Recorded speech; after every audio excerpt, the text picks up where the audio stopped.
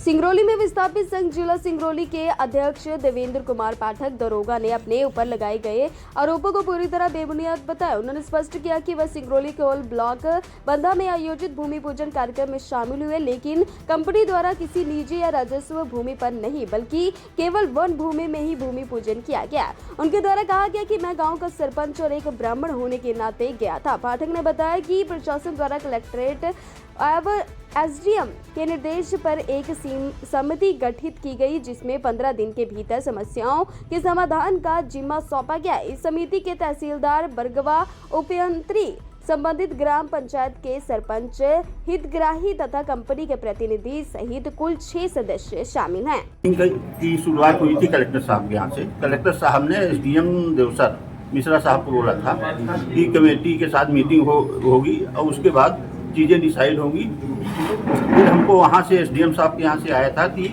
Meeting है तो सत्या में करने के लिए 2 तारीख को, पूरी बात मैं बता दूँ, 2 तारीख को मीटिंग, 2 तारीख को वहाँ मीटिंग हुई। वहीं ये डिसाइड हुआ था कि जो कि फॉरेस्ट की पूरी सेंट्रल और स्टेट के पूरे क्लियरेंस हो गए हैं तो कल माइंस ओपन करना है। ये एसडीएम साहब के वहाँ से हुआ था। उसके तत्वाधान में मेरा सवाल है ही नहीं, आपको क्या किया आपने लोग बंधा में जहाँ प्रोजेक्ट खुलो वहाँ समिति के साथ बैठी है, वहाँ पब्लिक के साथ मीटिंग करने, ओपन में क्या दिक्कत, सत्या होटल में क्या जरूरत है? आपकी मुख्यालय में उतना दूर के लोग कहाँ पाएंगे सब सुनने? आपने क्या कहा, क्या डिसाइड लिया, क्या आपने निर्णय लिया? जी, वो जो वहाँ एसडीएम साहब के यहाँ मीटिंग हुई थी, जो कमेटी थी, उन्हीं लोगों के मध्य ये डिसीजन हुआ था कि 15 दिन के अंदर जिसका निराकरण किया जाना है जिन बिंदुओं का, तो वही लोग ये आज की मीटिंग के लिए यहाँ बैठे हैं। जो लोग यहाँ बैठे थे उन्हीं की समस्या, बाकी लोग समस्या में समस्याएं सब हैं, लेकिन ये उस आप कास्ट वाइज जाइए या विलेज वाइज जाइए तो वहाँ हर 5 गांव से लोग यहाँ आए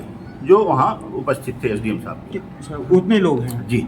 बाकी जो आपने जो भूमि पूजन करा, आरोप ये भी है कि आपने जो लगा तो भूमि पूजन के तौर पर आपने काम किया, नियमों का बहुत सारा उल्लंघन कर रखा, पर्यावरण के नियम को उल्लंघन, एनजीटी के नियम का पालन नहीं किया, भूमि अधिग्रहण जिस तरह पेड़ पौधे कटवा रहे हैं ये भी नियम के विरुद्ध कर रहे हैं। इस पे क्या कहेंगे, आपकी कंपनी क्या करेगी? जी, ऐसा इसमें कुछ नहीं है। समस्त अनुमतियाँ जो हैं, क्लियरेंस फॉरेस्ट से लैंड हैंड ओवर होने के बाद ही ये काम किया गया है। और जहाँ तक टी कटिंग का प्रश्न है तो टी कटिंग फॉरेस्ट ही करा के लैंड हैंड ओवर करता है, उसके बाद कोई भी परियोजना काम करती है। यही चर्चा के लिए बैठे हैं।